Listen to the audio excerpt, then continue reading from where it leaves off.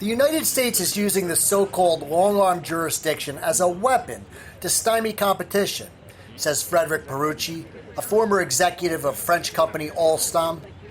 Pierucci spent 2 years in a U.S. prison for his alleged role in a bribery scandal in Indonesia, based on which he co-authored a book, The American Trap. The American trap is the following. After the end of the Cold War, you had the United States decided to use their intelligence agencies to focus on economic war. So they have started in 1998, for instance, to make the Foreign Corrupt Practice Act extraterritorial. In April 2013, Pierucci was arrested in New York by the U.S. Federal Bureau of Investigation.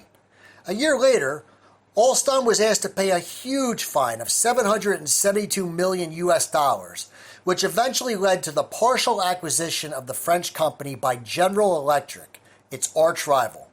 I want to alert employees, companies, politicians about how the United States is using the law as an economic weapon in order to destroy companies, to buy them on the cheap, to put pressure on their employees, and eventually to make them pay a huge fine to the United States Treasury Department.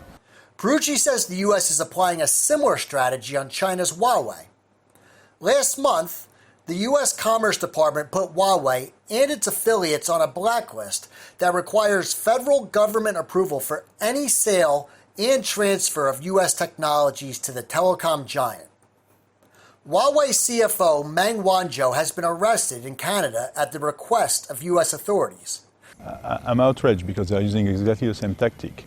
They cannot get the company, and in order to get the company to cooperate with them, they're put in jail or they indict somebody at high level. They use exactly the same technique with Huawei and Madame Meng. It's a cheap way to destabilize competition, and it's a cheap way to maybe regain technological advantage when they have lost it in certain fields. I feel very strong about that.